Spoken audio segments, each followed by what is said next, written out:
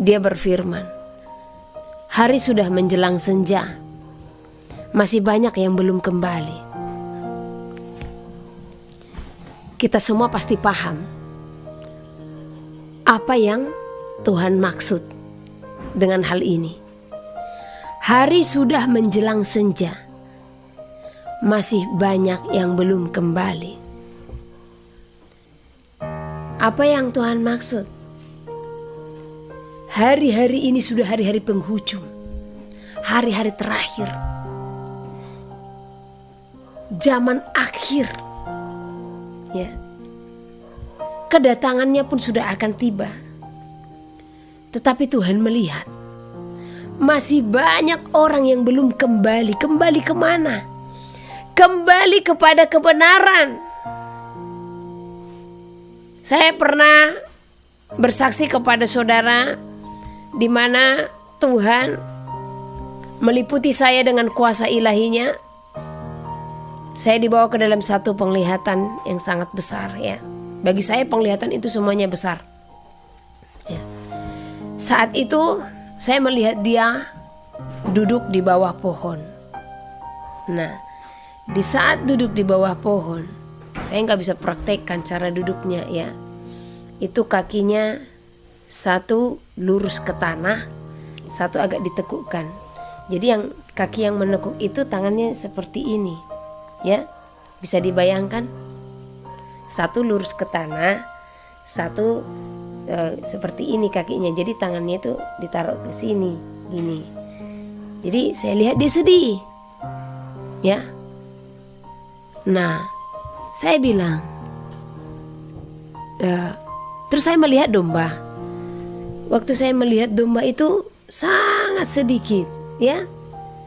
Saya bilang, ini dombanya kok sedikit, ya. Sangat sedikit. Itu seperti di atas bukit, ya.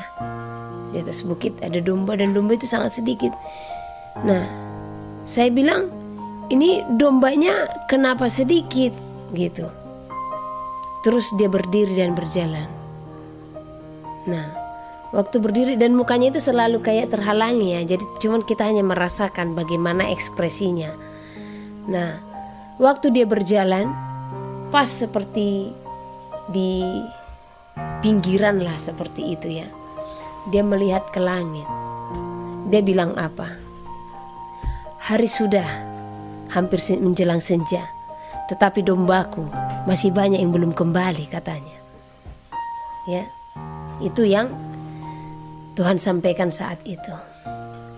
Dan saat itu juga, ya, saya dikasih tongkat itu.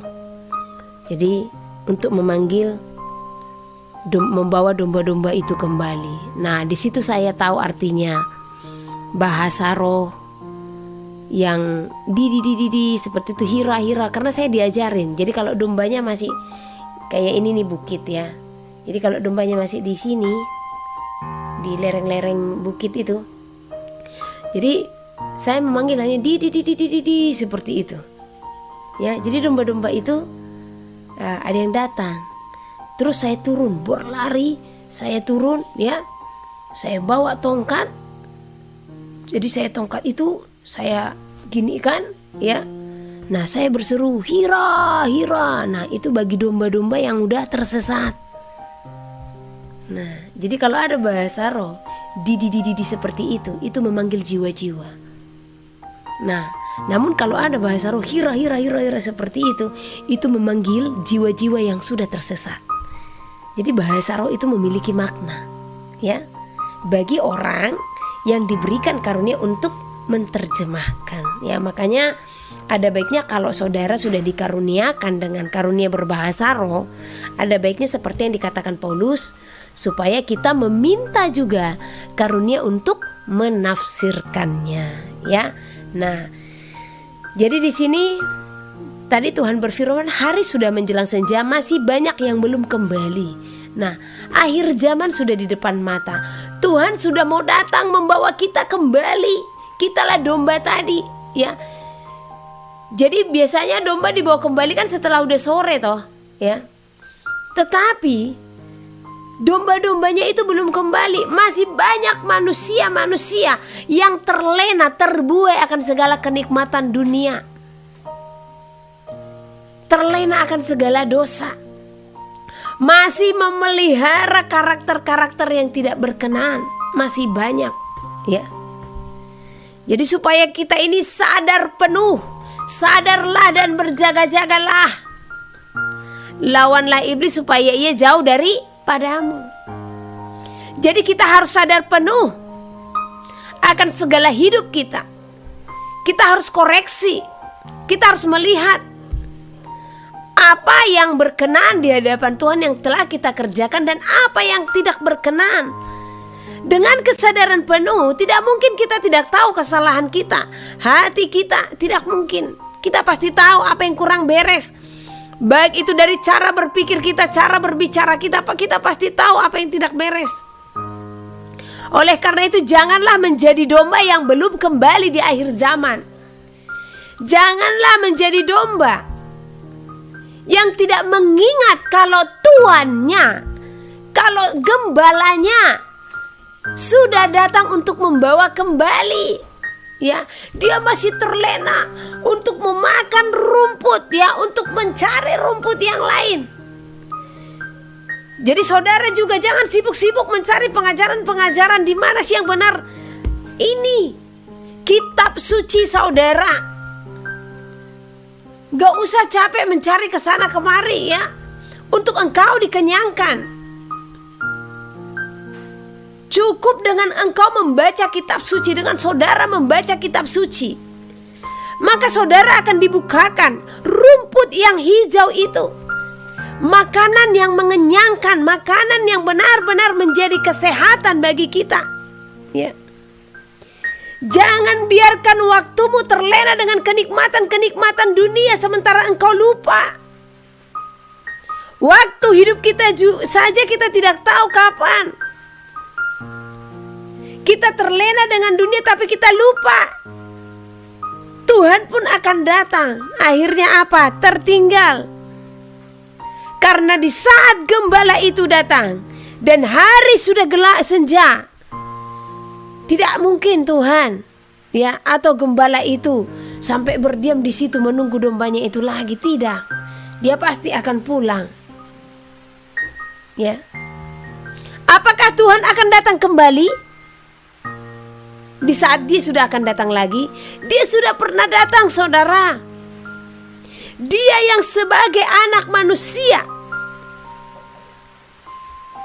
dia sudah datang untuk menyelamatkan kita, menggembalakan kita secara langsung. Di dalam dirinya sebagai Yahusua HaMasiah yang telah merelakan hatinya, hidupnya untuk dianiaya dan disiksa. Supaya apa? Saudara dan saya diselamatkan, ya. Tadi siang Tuhan berfirman, anakku buka dari Yesaya pasal 53. Oh, apa ini? Ya. Di saat saya tadi membuka saya mau menangis. Ternyata itu cerita tentang dia. Ya. Saya berpikir kenapa sih ahli Taurat, ya, tidak mengingat tulisan ini, ya. Kenapa sih mereka tidak membaca ulang kitab Yesaya ini? Apa kitab Yesaya hilang di saat itu? Tidak mungkin. Karena kitab-kitab Yesaya ini yang dibacakan di bait suci, ya. Nah, waktu saya membaca Yesaya pasal yang ke-53 ini, waduh, saya tadi tidak dapat menahan air mata saya, ya. Saya bilang, ini mulai dari 52 ayat ke-13, ya. Saudara bisa baca nanti sampai 53 selesai, ya. Yang paling menyayat hati ini tadi di ayat yang ke-5, ya. Tetapi dia tertikam oleh karena pemberontakan kita. Dia diremukkan oleh karena kejahatan kita. Ganjaran yang mendatangkan keselamatan bagi kita ditimpakan kepadanya, dan oleh bilur-bilurnya kita menjadi sembuh. Sembuh dari apa? Saudara dan saya yang penuh dengan dosa itu menjadi borok, yang akan menghalangi kita untuk masuk ke dalam kerajaan surga. Tetapi apa? Dia rela tertikam. Untuk apa? Supaya kita sembuh. Di ayat ke-7 dikatakan dia dianiaya tetapi dia membiarkan dirinya ditindas dan tidak membuka mulutnya, seperti anak domba yang dibawa ke pembantaian. Seperti induk domba yang keluh di depan orang-orang yang menggunting bulunya, ia tidak membuka mulutnya. Pernah enggak saudara sadari itu?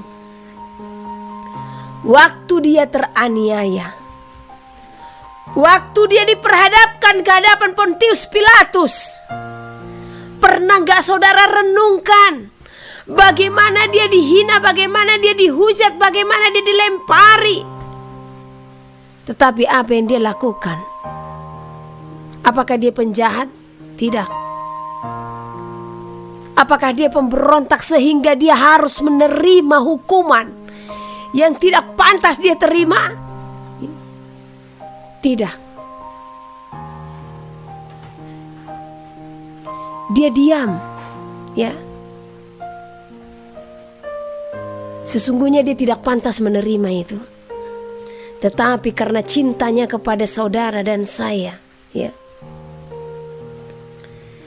Karena cintanya kepada kita yang dikasihinya, dia pun merelakan.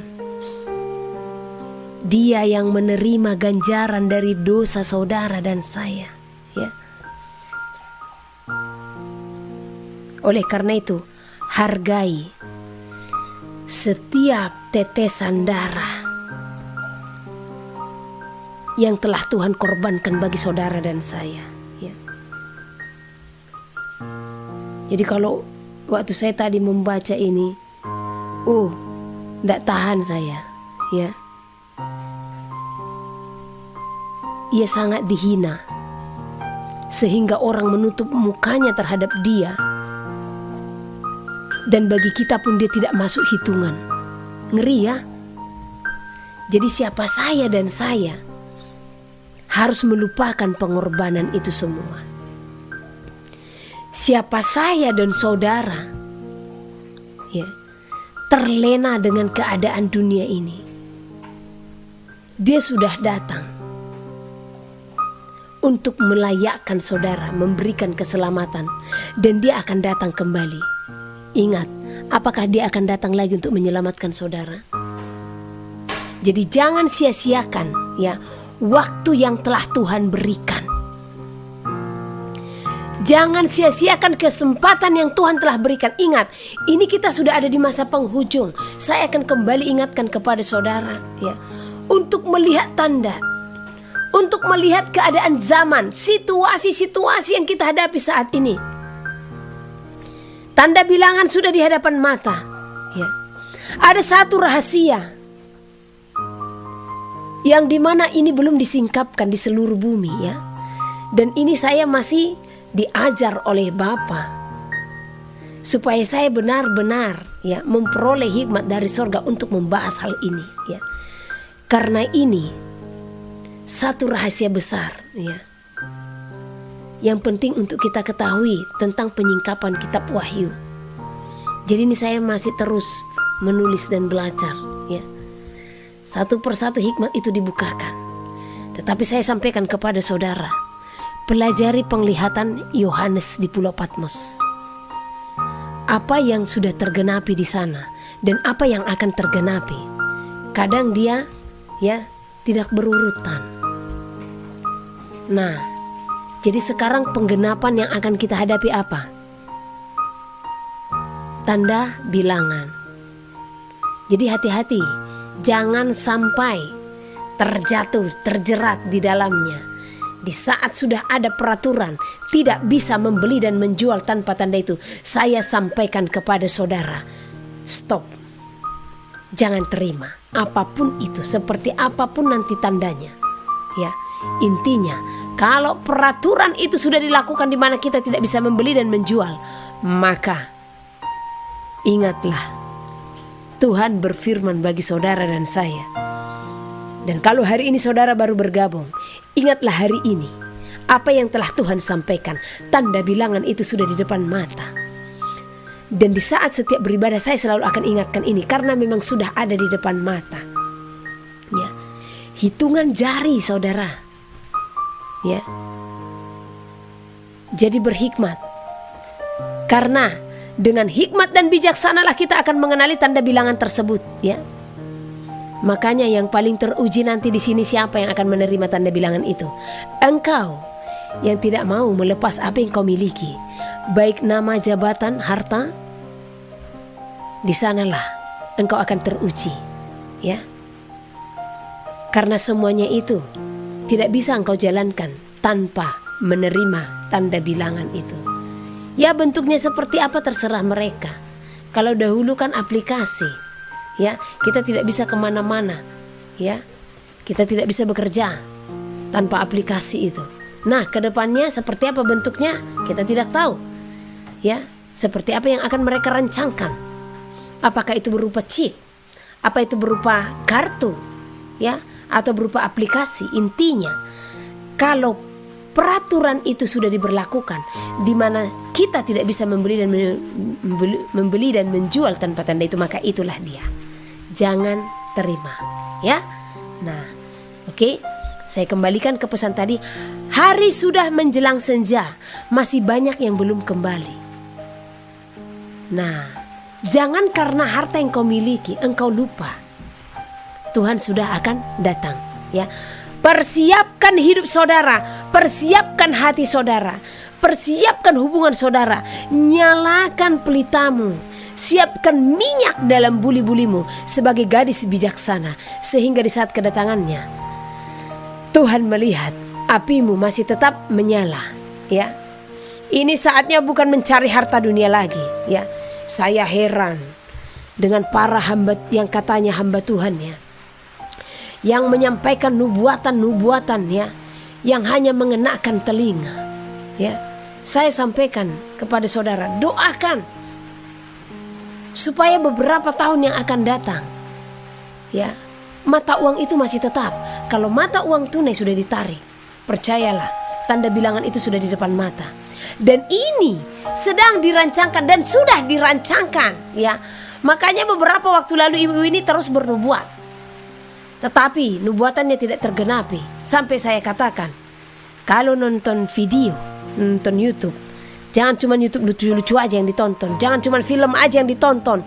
Lihat berita dunia, supaya saudara bisa menghubungkan antara keadaan dunia ini dengan penggenapan daripada apa yang tertulis, ya.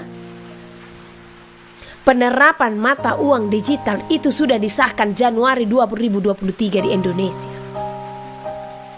Saudara bisa mengerti, ya, karena saya tidak bisa terlalu dalam berbicara di sini, ya. Nanti kita akan bicarakan Zoom. Puji Tuhan, ini dalam 1 minggu lagi tempat kita kantor lah, ya. Walau itu hanya dari papan seperti ini, ya, sudah akan kelar dan kita lagi berbenah-benah, ya.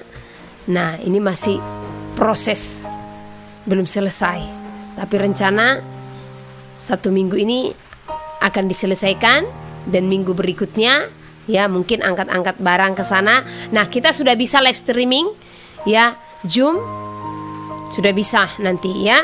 Nah, karena di Zoom nanti akan lebih banyak kita bukakan, ya. Nah, jadi supaya saudara tetap ikut bergabung, dan mohon maaf kalau grup-grup WA belum saya buka, ya. Nah, karena kesibukan kita memang. Jadi bukan saya tidak memasukkan nomor saudara, bahkan, ya, WA belum bisa saya balas semua. Jadi jangan kecewa saudara, ya, jangan kecewa. Karena 1 hari saya harus mengontrol di sana, ya. Nah, supaya itu bisa cepat, karena saya juga terlibat turun tangan, ya. Ibu Enis Tumorang juga bisa tukang-tukang gitu, ya. Jadi saya harus ikut membereskan di sana supaya itu cepat selesai, dan sabar, ya, mohon sabar, ya.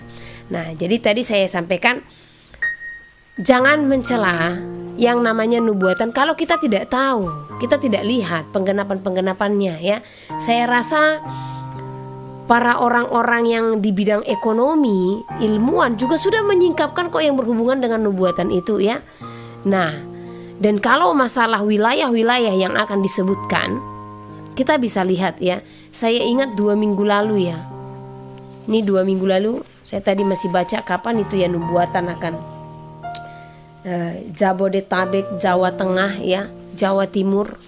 Nah, ini sedang bencana ya. Banjir itu tadi berita di Metro TV saya dikirimkan 113 desa ya. Itu semua kena banjir ya. Nah, supaya kita tetap berdoalah ya. Saya pun yang menyampaikan nubuatan ya. Saya tidak ada untungnya.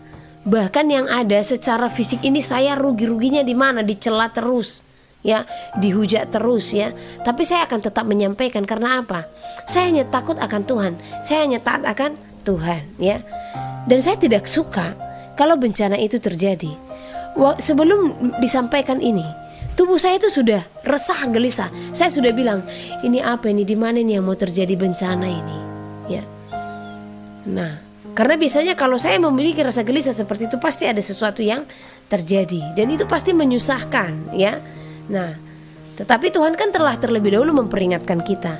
Di situ pentingnya kita untuk tidak menganggap rendah nubuatan, tetapi tetap berdoa dan berjaga-jaga. Dan mari kita tetap menopang saudara-saudara kita yang ada di wilayah-wilayah yang saat ini terkena bencana, banjir ya, segala macam ya. Tetap kita doakan supaya mereka diberikan kekuatan, keteguhan hati ya. Saya juga kaget tadi ini ada 113 desa sekaligus itu ya mengalami banjir. Duh, gimana luasnya itu saya lihat ya. Oh, ternyata luasnya sudah seperti lautan ya. Nah, dan tadi saya juga diberikan pesan sama Tuhan ya, supaya kita berjaga-jaga. Jadi ini tadi sudah selesai dulu ya.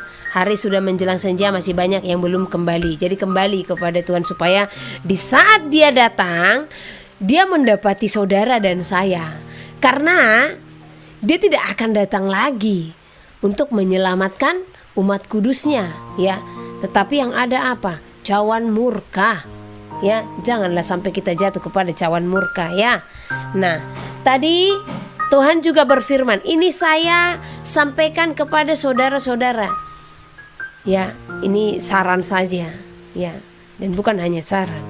Beberapa waktu lalu Tuhan telah berfirman bagi kita, cuman saya sudah lupa video-video mana, karena sering itu video walau judulnya yang lain, saya selalu sampaikan nubuatannya. Saudara yang ada di pesisir pantai ya, daerah-daerah pinggiran pantai ya, pindahlah dari sana. Kita tidak tahu apa yang terjadi ya. Berjaga-jaga saja ya. Keluar saja dari sana ya, yang ada di pesisir-pesisir pantai ya. Nah, jadi saya akan membacakan apa yang Tuhan sampaikan Rabu 13 Maret 2024 ya. Nah, jadi ini pesan dan nubuatan yang Tuhan berikan hari Rabu 13 Maret 2024 ya. Kembali dalam pesan ini Tuhan menghimbau dan mengingatkan kita supaya tetap berdoa dan berjaga-jaga, terkhusus bagi wilayah-wilayah ya Samosir. Nah, Samosir berdoa, Toba juga berdoa ya. Samosir, Toba berdoa, Tanah Batak terkhusus berdoa ya. Kenapa? Supaya kita diluputkan dari segala bencana ya. Yang kedua, Jawa Barat ya. Kemarin ada orang yang bertanya kepada saya, Bu, Jawa Tengah atau Jawa Timur yang ditanya? Itu di mananya secara spesifiknya? Lah, saya tidak tahu, karena Tuhan hanya menyampaikan Jawa Tengah atau Jawa Timur gitu. Nah, secara spesifik ya saya hanya bilang berdoa saja supaya itu diluputkan dari saudara, karena saya tidak tahu di mana secara spesifiknya. Nah, sama ini dengan Jawa Barat ya. Nah, kalau ini kembali diingatkan, karena ini sebelumnya sudah diingatkan. Sama seperti 2 minggu lalu yang saya sebutkan itu sebenarnya itu sudah diserukan itu beberapa kali ya. Tetapi kalau lebih ditekankan lagi supaya lebih berdoa lagi ya. Nah, Jawa Barat berdoa, Jabodetabek berdoa, dan Bangka Belitung. Tuhan katakan, berdoalah dan harus berseru-seru. Jangan mengabaikan nubuatan ini. Sungguh aku Tuhan berfirman bagimu. Jadi Samosir Toba atau Tanah Batak, Jawa Barat, Jabodetabek, Bangka Belitung berdoa. Ya. Supaya dijauhkannya, karena saat itu saya diberi penglihatan luar biasa ini ya. Tuhan memberikan penglihatan bukan hanya air saja, tetapi tanah-tanah yang bergerak ya.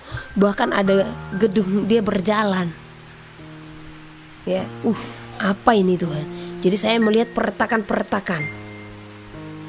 Saya melihat juga bagaimana tanah berjatuhan. Ya, seperti longsor ya. Saya melihat air, saya melihat gedung-gedung tadi yang berjalan ya. Apakah ini bandang atau tsunami atau bagaimana ya? Nah, saya melihat bagaimana tanah itu terbelah, retak-retak semuanya. Itu yang diberikan penglihatan ya, supaya kita tetap berjaga-jaga ya. Samosir, Toba, Jawa Barat, Jabodetabek, Bangka Belitung kembali Tuhan ingatkan untuk lebih bersekutu lagi di dalam Tuhan ya. Nah, jadi semua Tuhan beritahukan bagi kita bukan untuk menakut-nakuti, tetapi supaya membangun hubungan kita semakin dekat dengan Tuhan ya. Supaya selalu berseru-seru di dalam nama Tuhan. Nah, di dalam kita berseru-seru, kita juga harus melakukan apa yang menjadi kehendak Bapa yang di sorga. Karena tidak semua orang yang berseru Tuhan, Tuhan yang akan masuk ke dalam kerajaan sorga ya. Kita buka dulu dari Matius pasal yang ke-7.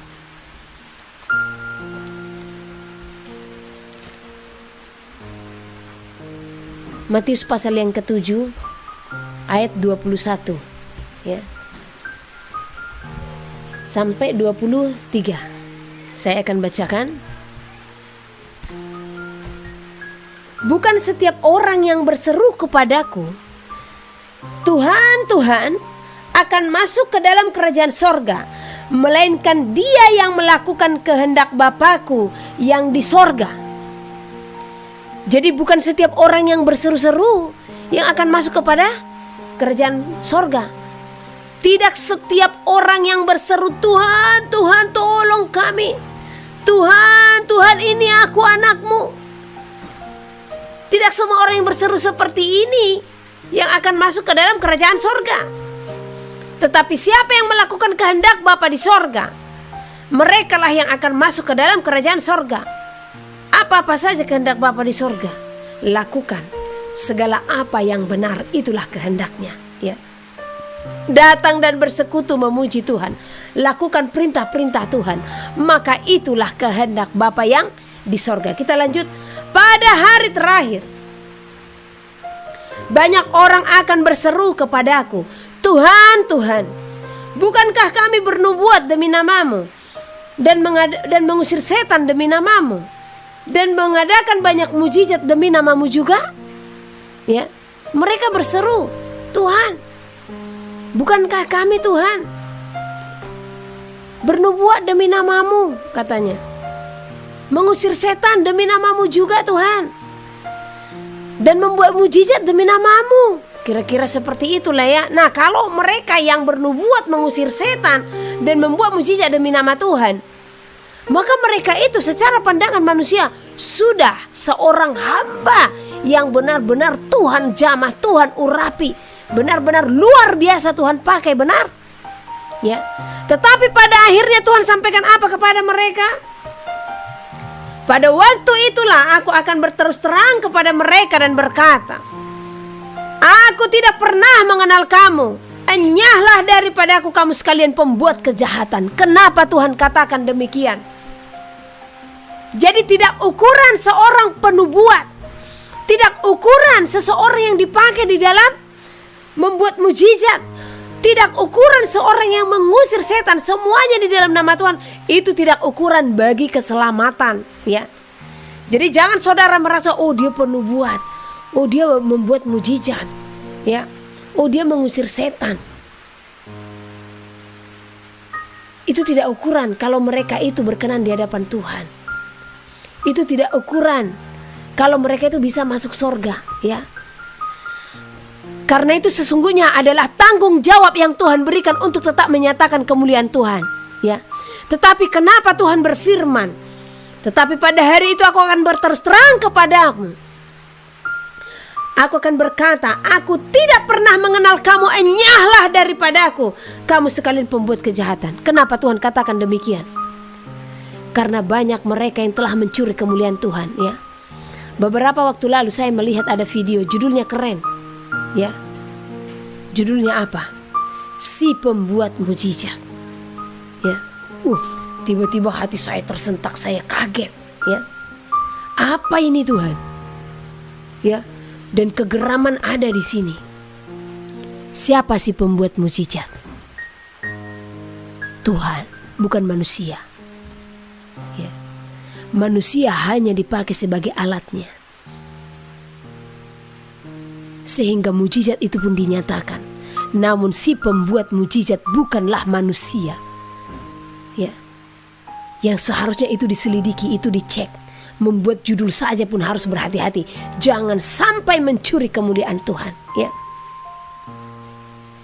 Di situ saya mau berteriak, ya. Tuhan, bukankah Engkau si pembuat mujizat, ya? Dan saya melihat bagaimana manusia mengeluh-elukan Dia. Bukan saya merendahkan hamba Tuhan ini, tidak. Tetapi saya mau saudara menyelidiki hati saudara juga, ya. Di saat ada seorang hamba yang benar diurapi oleh Tuhan, saudara bisa melihat, saudara mengejar Tuhan kah atau mengejar mujizat datang kepadanya? Kalau mengejar mujizat datang kepadanya, namun saudara mengabaikan bagaimana hubunganmu ke Tuhan, saya sampaikan, ya, sia-sia. Itu adalah hal yang sia-sia, yang tanpa saudara sadari, ya. Saudara hanya mengejar, ya, kesembuhan secara jasmani hanya untuk kenikmatanmu saja, hanya untuk pembebasanmu secara jasmani saja. Yang seharusnya ada perenungan yang besar dalam diri saudara. Jangan jadikan seorang hamba yang diurapi Tuhan seperti dukun, ya. Jangan samakan kedatanganmu kepadanya dengan kedatanganmu menjumpai dukun. Untuk apa? Mujizat dari dukun juga mujizat palsu kesembuhan, ya. Dukun juga bisa melakukan hal yang sama, ya. Jadi selidiki hati saudara di saat mencari hamba yang Tuhan urapi atau yang dipakai Tuhan. Apakah ada kemuliaan Tuhan di dalam hatimu?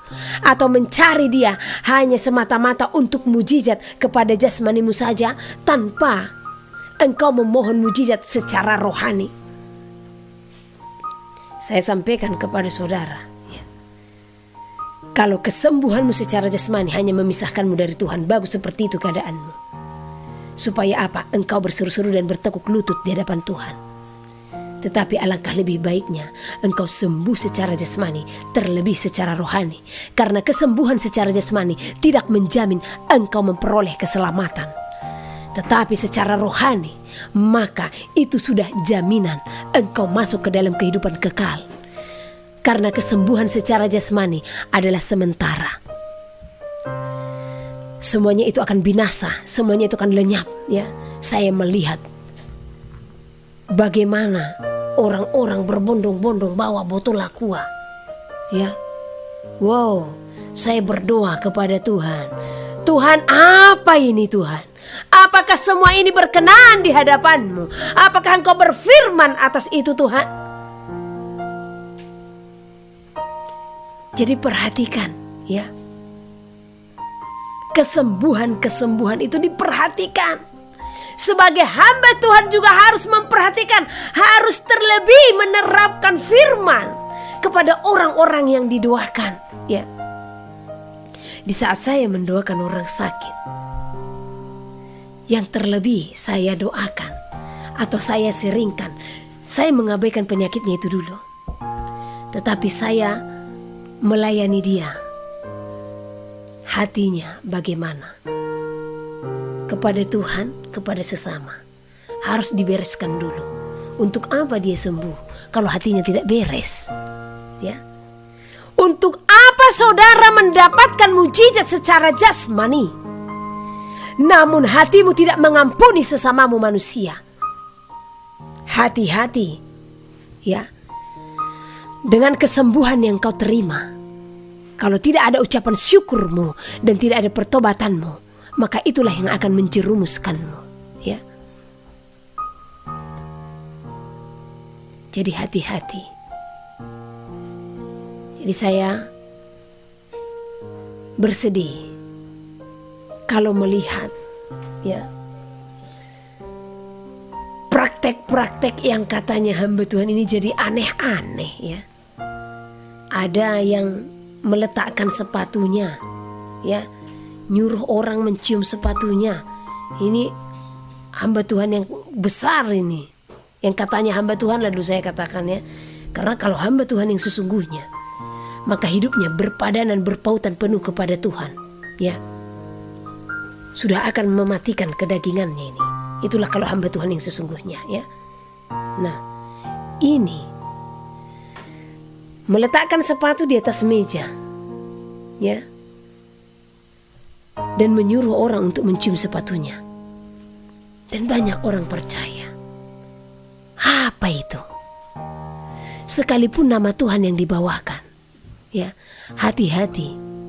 Penyesat juga mereka datang dengan membawa nama Tuhan, bukan nama ilah-ilah lain ya. Penyesat itu datang dengan membawa pengajaran firman Tuhan. Penyesat itu datang dengan membawa nama Tuhan. Tetapi dari mana kita melihat? Dari buahnya ya. Masakkan sepatu, ditaruhkan di atas meja, disuruh cium-cium sepatunya ya. Bisa sembuh? Ada yang bisa sembuh. Tetapi sekarang menjadi pertanyaan, siapa yang telah memperbudak? Ya. Jadi saya katakan kalau praktek-praktek itu sudah aneh-aneh ya, hati-hati ya. Di Afrika disuruh makan rumput ya. Ada lagi diinjak perutnya ya, hamil itu. Ada lagi disuruh minum bensin. Apa ini? Kalau kita percaya kuasa Tuhan karena Dia telah bekerja dalam rohnya, cukup topang tangan saja ya. Ada lagi sampai membuat tangki air besar ya, sehingga siapapun yang tidak mengenal Tuhan pun ya, yang tidak mengenal Mesias, yang tidak mengenal juru selamat ya, mereka pun datang berbondong-bondong ya, membawa tempat airnya, buka keran ya, isi. Seperti air-air apa itu yang mereka isi ya. Akhirnya apa? Air yang mereka bawa itu mereka jadikan seperti jimat. Ini sudah salah di hadapan Tuhan. Ini praktek yang salah di hadapan Tuhan. Yang seharusnya mereka yang datang mau disembuhkan, seringkan firman Tuhan, kasih waktu ya, kumpulkan mereka. Kalau mereka tidak mau ya, biarkan pulang.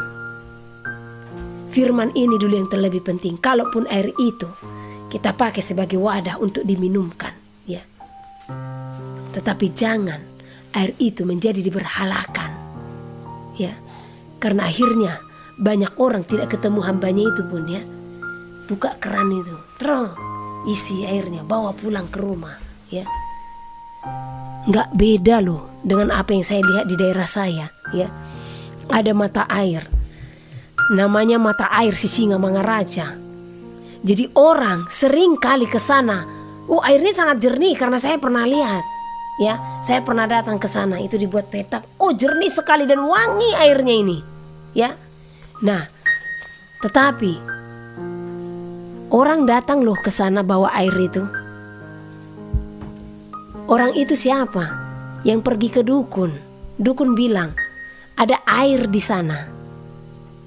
Bawalah itu, ambil airnya, bawa ke rumahmu. Nanti di saat mau minum bilang seperti ini.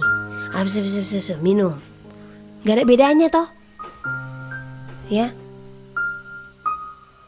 Jadi jangan mengejar mujizat secara jasmani, tetapi kejarlah mujizat secara rohani.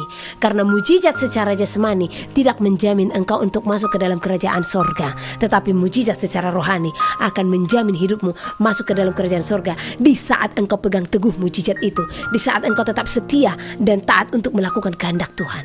Ya. Makanya ini pentingnya kita untuk peka dengan pekerjaan-pekerjaan Tuhan. Ya. Di sini pentingnya kita untuk bisa membedakan mana yang dari Tuhan, mana yang tidak. Ya. Jangan sampai kita mencuri kemuliaan Tuhan, ya. Makanya Tuhan berfirman di sini, "Enyahlah daripadaku, kamu sekalian pembuat kejahatan." Waktu pertama sekali saya membaca ini, saya merasakan kekecewaan Tuhan itu yang begitu besar, ya. Karena apa? Sudah banyak penubuat palsu, ya, yang hanya menubuatkan apa? Kesenangan, kenikmatan. Jangan takut, Tuhan memberkati kita, ya. Banyak penubuat-penubuat yang memprediksikan segala sesuatu, ya. Yang katanya zaman ini masih anteng-anteng saja, ya. Ada lagi yang menubuatkan, ya, ini Tuhan memberi perpanjangan waktu 9 tahun katanya. Kapan Tuhan sampaikan demikian? Ya. 9 tahun. Berarti 2000 berapa nih? 2033. Ini 2024 tambah 9 2033. Wow. Saya sampaikan kepada saudara, sekalipun dunia berjalan saat itu, ya. Tetapi lihatlah, apakah masa itu, tanda bilangan itu belum digenapi? Ya. Ini 9 tahun lagi katanya. Masa senggang yang diberikan. Jadi masa berikutnya masa apa? Kedatangan Tuhan seperti itu, ya. Nah, jadi kedatangan Tuhan gak ada yang tahu. Mau itu 2030, 33, 35, 2050 gak ada yang tahu. Tapi setidaknya kita harus melihat zaman, ya. Kalau saya sampaikan kepada saudara, saya sarankan kepada saudara, ya, supaya ini saatnya saudara harus bisa hidup mandiri, ya. Persiapkan segala sesuatu agar di saat peraturan itu telah tiba, saudara telah ada persiapan sandang dan pangan. Itu, ya. Karena 9 tahun lagi, ya, tambah ke 2023 lah dulu, berarti 10 tahun. Ya, sementara 2023 itu sudah diumumkan. Apa iya 10 tahun lagi, 10 tahun ke depan 2023 itu masih belum diberlakukan, ya. Makanya kita harus bisa juga memakai akal budi. Kalau peraturan itu sudah ditetapkan, apa iya butuh waktu yang sangat lama? Mengganti uang saja kan cepat, ya. Satu contoh, tahun ini uang diganti dengan gambar yang berbeda kan cepat saja. Ini saja sudah mau 2 kali loh, baru dalam setahun, ya, bentuk uang kita berbeda. Nah, apalagi untuk penyatuan itu? Apa iya menunggu 2033? Ya, berharaplah, berdoa supaya itu belum diterapkan sampai 2023. Seharusnya kita melihat signal-signal mereka, ya. Bagaimana mereka berbicara. Siapa mereka? Penguasa-penguasa dunia. Jangan buta, makanya ini yang harus kita lihat. Pemberitaan-pemberitaan seperti ini yang harus kita lihat. Jangan asik-asik saja buka video-video yang buat Anda, saudara, ketawa-ketawa, ya. Atau yang sudah mengenakan pikiran hati, menenangkan seperti itu, ya. Buka berita-berita, ya. Lihat bagaimana mereka sudah kasih signal melalui film, melalui berita. Sudah mulai dibukakan apa rancangan-rancangan mereka yang akan diterapkan kepada bumi ini. Siapa mereka? Penguasa-penguasa dunia. Makanya jangan dininabobokan, ya. Mau kapanpun itu, saya sampaikan kepada saudara dari sekarang persiapkan. Karena kalau 2033 saudara mempersiapkan itu, ya, terlambat sudah. Ya. Jangan sampai terlambat, itu aja tepatnya saya bilang. Jangan sampai terlambat. 9 tahun lagi, ya. Nah, ada lagi yang menyampaikan, ya, aset-aset akan semakin mahal di tahun sekian-sekian katanya. Saya katakan kepada orang yang menyampaikan, oke, bisa saja itu terjadi, aset mahal. Masalahnya, apakah uang tunai masih berjalan? Nah itu. Kalau uang tunai masih berjalan, luar biasa. Tetapi bagaimana kalau di saat aset itu memang mahal, tetapi kita tidak bisa lagi membeli dan menjual tanpa tanda itu? Percuma, sia-sia, ya. Makanya pentingnya kita untuk benar-benar peka untuk mengenal akan roh. Ya. Lihat segala berita, ya. Siapkan segala sesuatu. Siapkan, ya. Kalau saran saya, bukan hanya saran saya, tetapi saya berbicara kepada saudara di dalam roh yang memenuhiku setiap waktu, yaitu Roh Kudus, ya. Dari saat ini persiapkan segala sesuatu secepatnya. Jangan menunda-nunda waktu yang ada, ya. Karena untuk mempersiapkan hal itu bukan hal yang gampang, saudara. Mental harus saudara persiapkan, ya. Tenaga pun harus saudara persiapkan. Coba saudara berpikir, bagaimana supaya kita bisa makan dan minum tanpa membeli dan menjual, ya. Bukan saya khawatir akan hidup, tidak. Tuhan akan memberkati, saya percaya. Tetapi Tuhan memberkati di dalam apa? Perintahnya. Di saat kita taat akan perintahnya, ya. Coba lihat, 2 minggu yang lalu saya sampaikan bagaimana, ya, nabi-nabi palsu mereka bernubuat, ya, perang tidak akan melanda. Tuhan berfirman perang tidak akan melanda, kelaparan tidak akan melanda. Tetapi Tuhan berfirman, apa yang Tuhan katakan? Saya baca sekali lagi supaya saudara berpengertian dan bisa membedakan suara kenabian yang benar dari Tuhan dan yang bukan dari Tuhan, ya. Yeremia pasal ke-14, ya. Saat itu kesusahan pun akan terjadi, ya.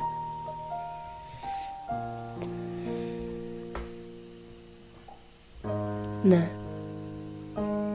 kita baca dari Yeremia pasal 14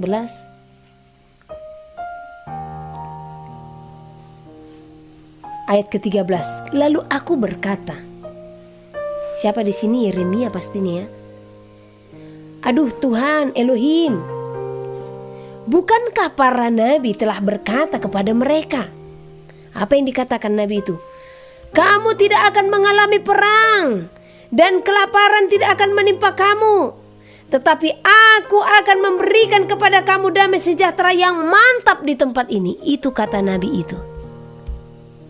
Nah, seolah-olah Tuhan berfirman kepada mereka. Tetapi apa jawab Tuhan? Para nabi itu bernubuat palsu demi namaku.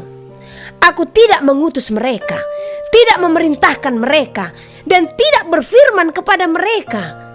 Mereka menubuatkan kepadamu penglihatan bohong, ramalan kosong, dan tipu rekaan hatinya sendiri. Nah, bagi penubuat palsu ini, ya, apa yang diberikan ganjaran, ya?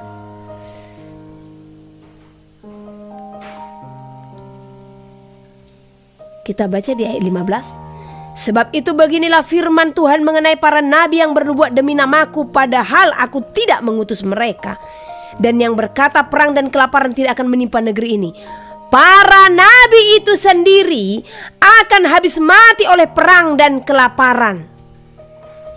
Dan bangsa yang kepadanya mereka bernubuat akan tercampak mati di jalan-jalan Yerusalem disebabkan oleh kelaparan dan perang. Dan tidak ada orang yang akan menguburkan mereka. Mereka sendiri, istri-istri mereka, anak-anak mereka yang laki-laki dan yang perempuan. Demikianlah akan kutumpahkan kejahatan mereka ke atas mereka. Jadi sebagai umat Tuhan yang kudus, jangan hanya senang dengan nubuatan-nubuatan yang hanya karena rekaan hati para nabi-nabi yang menubuatkan nubuat-nubuat palsu. Jangan senang dengan nubuatan yang mengenakan telinga. Ini akhir zaman, ya. Sejarah berulang. Masa kesusahan akan tiba. Saya sampaikan kepada saudara, apa yang disampaikan dalam Yeremia pasal 14 ini akan terjadi di hadapan kita. Kelaparan dan sampar itu akan terjadi. Oleh karena itu persiapkan hidup saudara, ya. Jangan saudara merasa perang ini akan semakin surut, ya. Saatnya semua akan terpicu untuk berperang. Bahkan saya sampaikan kepada saudara, ya, kota suci, ya, Israel sendiri, ya, itu pun akan lemah nantinya. Oleh karena itu, berjaga-jaga, jangan merasa engkau hebat. Itu yang pernah Tuhan sampaikan kepada saya. Jikalau ada masanya, Israel akan lemah, ya. Tetapi di sanalah Tuhan akan menyatakan, ya, menyatakan dirinya. Karena sesungguhnya Tuhan mengasihi sekalipun bangsa itu, ya, pelacur di hadapan Tuhan. Kenapa dikatakan demikian? Karena mereka menduakan Tuhan, ya. Banyak mereka yang telah mendukakan hati Tuhan sudah dari zaman dahulu. Siapa mereka yang percaya kepada Mesias? Siapa mereka di sana? Tetapi Tuhan sangat mengasihi Israel. Tuhan sangat mengasihi mereka. Jadi saya sampaikan kepada saudara, ya, berdoa dan berjaga-jagalah setiap waktu. Israel saja akan lemah. Itu bangsa yang dikasihi Tuhan. Dan bangsa juga yang memberontak di hadapan Tuhan. Yang menduakan Dia. Yang membuat patung-patung pahatan untuk mereka sembah. Ya. Dan itu yang selalu ditumpas. Tetapi sampai detik ini pun kan masih banyak. Ya jangankan di Israel, Indonesia banyak juga penyembah-penyembah berhala, menyembah pohon, menyembah batu, ya, menyembah patung-patung, ya. Saya heran, ya, melihat orang-orang patung saja kok disembah, ya. Jadi kalau kita baca di kitab Yesaya, mereka memahat patung, ya, membuat wajahnya seperti seorang yang molek cakap, ya, yang ganteng istilahnya.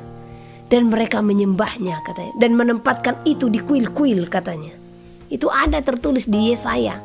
Cuman saya lupa Yesaya berapa. Nanti saya bacakan, ya. Mereka meletakkannya di kuil-kuil dan mereka menyembah kepadanya. Coba, dari zaman dahulu juga mereka telah membuat patung-patung itu, ya. Mereka telah memahat patung-patung itu seperti wajah seorang lelaki, ya. Coba lihat patung-patung. Kebanyakan patungnya patung apa? Patung laki-laki loh, ya. Adapun patung perempuan itu hanya paling, ya, dewi-dewi, ya, nggak terlalu banyak lah. Patung laki-laki yang banyak, ya. Dan dikatakan ditempatkan di kuil-kuil, ya. Nah, bagaimana Tuhan tidak murka dengan dunia ini. Dan sampai sekarang itu masih ada, ya. Walau di zaman para raja sudah banyak ditumpaskan. Tetapi saudara dan saya, janganlah menjadi penyembah patung, ya. Nah, bukan hanya penyembah patung, sampai detik ini masih banyak orang yang masih menantikan Mesias, tidak mengakui Yahusua sebagai Tuhan dan Juru Selamat. Itu di mana? Israel, ya. Bagaimana hati Tuhan tidak bersedih? Kepada mereka lah pertama sekali Tuhan berfirman.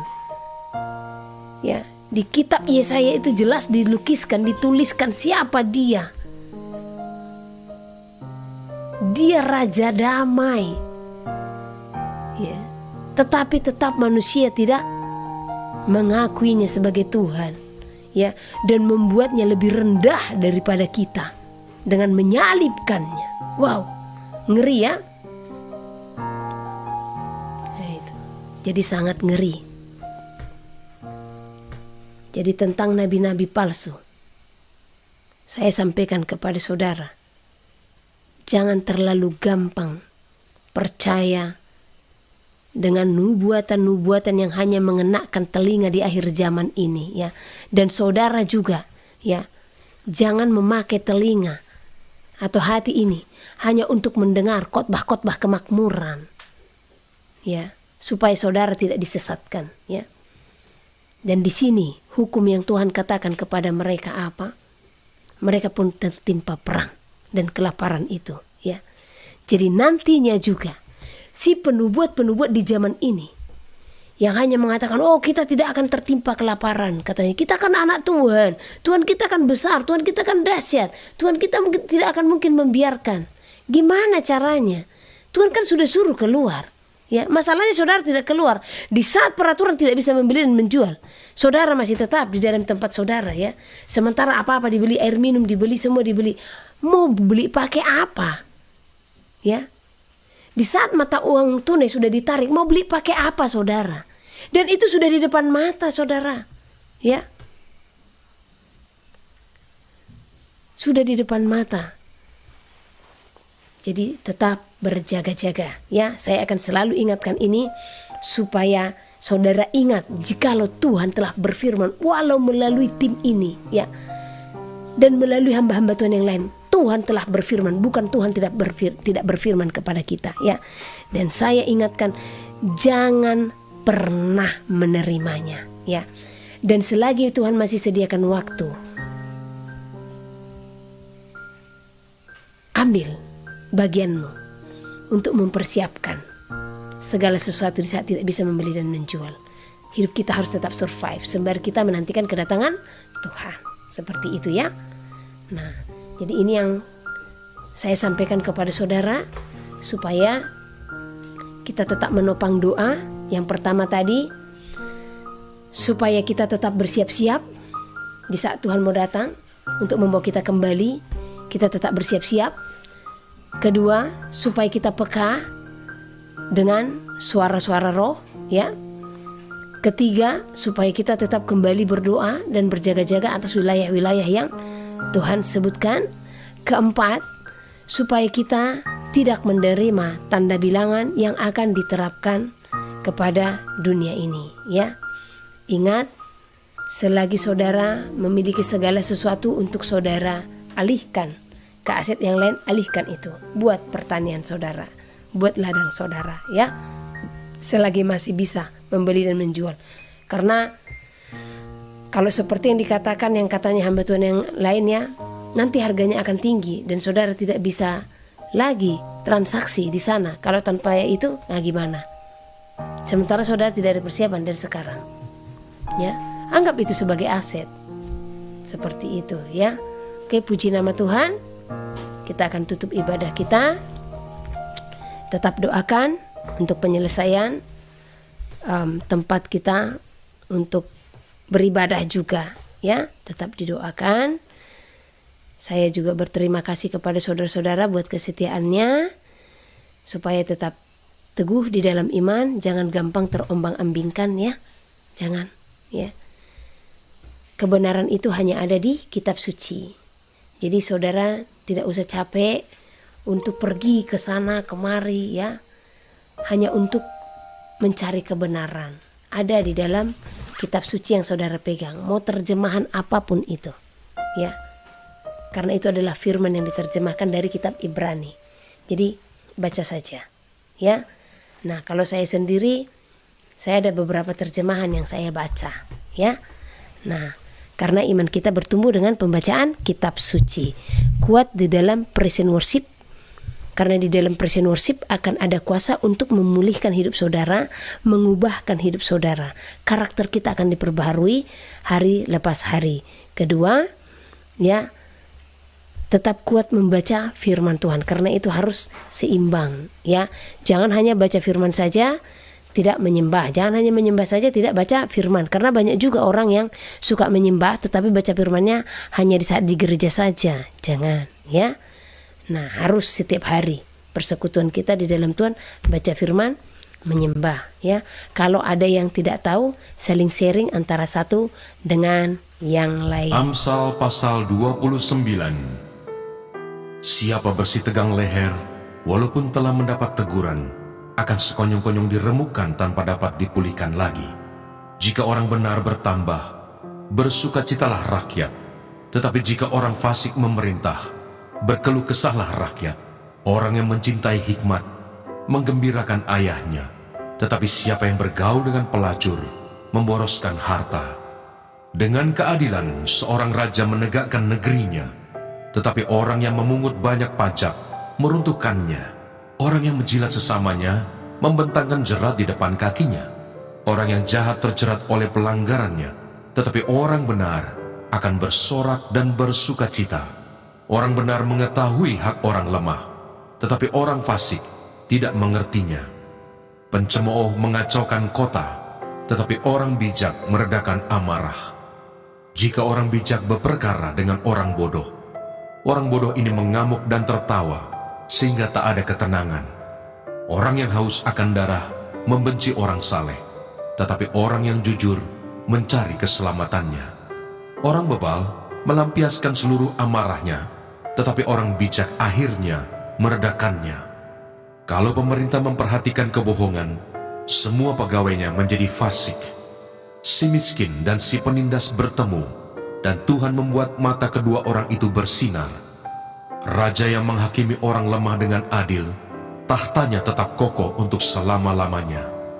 Tongkat dan teguran mendatangkan hikmat, tetapi anak yang dibiarkan mempermalukan ibunya. Jika orang fasik bertambah, bertambahlah pula pelanggaran, tetapi orang benar akan melihat keruntuhan mereka. Didiklah anakmu, maka ia akan memberikan ketentraman kepadamu dan mendatangkan sukacita kepadamu. Bila tidak ada wahyu, menjadi liarlah rakyat.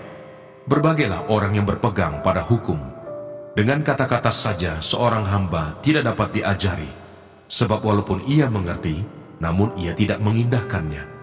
Kau lihat orang yang cepat dengan kata-katanya.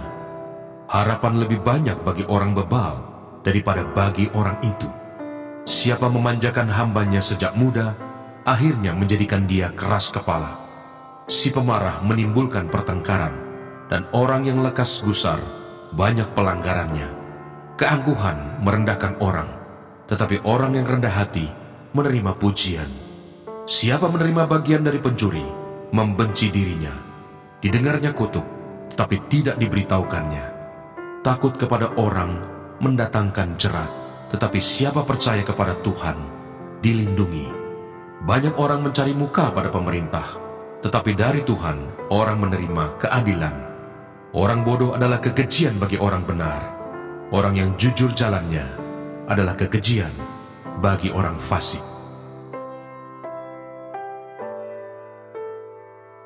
Amsal pasal 30. Perkataan-perkataan Agur bin Yake. Perkataan Agur bin Yake dari Masa. Tutur kata orang itu, aku berlelah-lelah ya Allah, aku berlelah-lelah sampai habis tenagaku, sebab aku ini lebih bodoh daripada orang lain. Pengertian manusia tidak ada padaku, juga tidak kupelajari hikmat, sehingga tidak dapat kukenal yang Maha Kudus. Siapakah yang naik ke surga lalu turun? Siapakah yang telah mengumpulkan angin dalam genggamnya? Siapakah yang telah membungkus air dengan kain? Siapakah yang telah menetapkan segala ujung bumi? Siapa namanya dan siapa nama anaknya? Engkau tentu tahu. Semua firman Allah adalah murni. Ia adalah perisai bagi orang-orang yang berlindung padanya. Jangan menambahi firman-Nya, supaya engkau tidak ditegurnya dan dianggap pendusta. Dua hal aku mohon kepadamu, jangan itu kau tolak sebelum aku mati, yakni, jauhkanlah daripadaku kecurangan dan kebohongan. Jangan berikan kepadaku kemiskinan atau kekayaan. Biarkanlah aku menikmati makanan yang menjadi bagianku, supaya kalau aku kenyang, aku tidak menyangkalmu dan berkata, siapa Tuhan itu? Atau kalau aku miskin, aku mencuri dan mencemarkan nama Allahku. Jangan mencerca seorang hamba pada tuannya, supaya jangan ia mengutuki engkau, dan engkau harus menanggung kesalahan itu. Ada keturunan yang mengutuki ayahnya, dan tidak memberkati ibunya. Ada keturunan yang menganggap dirinya tahir, tetapi belum dibasuh dari kotorannya sendiri. Ada keturunan yang berpandangan angkuh, yang terangkat kelopak matanya. Ada keturunan yang giginya adalah pedang, yang gigi geliginya adalah pisau, untuk memakan habis dari bumi orang-orang yang tertindas, orang-orang yang miskin di antara manusia. Si lintah mempunyai 2 anak perempuan, untukku dan untukku. Ada 3 hal yang tak akan kenyang, ada 4 hal yang tak pernah berkata cukup. Dunia orang mati dan rahim yang mandul, dan bumi yang tidak pernah puas dengan air, dan api yang tidak pernah berkata cukup. Mata yang mengolok-olok ayah dan enggan mendengarkan ibu akan dipatuk gagak lembah dan dimakan anak Raja Wali. Ada 3 hal yang mengherankan aku, bahkan ada 4 hal yang tidak ku mengerti. Jalan Raja Wali di udara, jalan ular di atas cadas, jalan kapal di tengah-tengah laut, dan jalan seorang laki-laki dengan seorang gadis. Inilah jalan perempuan yang berzina. Ia makan, lalu menyeka mulutnya dan berkata, aku tidak berbuat jahat. Karena 3 hal bumi gemetar, bahkan karena 4 hal ia tidak dapat tahan. Karena seorang hamba, kalau ia menjadi raja. Karena seorang bebal, kalau ia kekenyangan makan. Karena seorang wanita yang tidak disukai orang, kalau ia mendapat suami. Dan karena seorang hamba perempuan, kalau ia mendesak kedudukan nyonyanya. Ada 4 binatang yang terkecil di bumi, tetapi yang sangat cekatan. Semut, bangsa yang tidak kuat, tetapi yang menyediakan makanannya di musim panas. Pelanduk, bangsa yang lemah, tetapi yang membuat rumahnya di bukit batu. Belalang, yang tidak mempunyai raja, namun semuanya berbaris dengan teratur. Cicak yang dapat kau tangkap dengan tangan, tetapi yang juga ada di istana-istana raja. Ada 3 binatang yang gagah langkahnya, bahkan 4 hal yang gagah jalannya, yakni singa yang terkuat di antara binatang, yang tidak mundur terhadap apapun, ayam jantan yang angkuh atau kambing jantan, dan seorang raja yang berjalan di depan rakyatnya. Bila engkau menyombongkan diri, tanpa atau dengan berpikir, tekapkanlah tangan pada mulut, sebab kalau susu ditekan, mentega dihasilkan, dan kalau hidung ditekan, darah keluar, dan kalau kemarahan ditekan, pertengkaran timbul.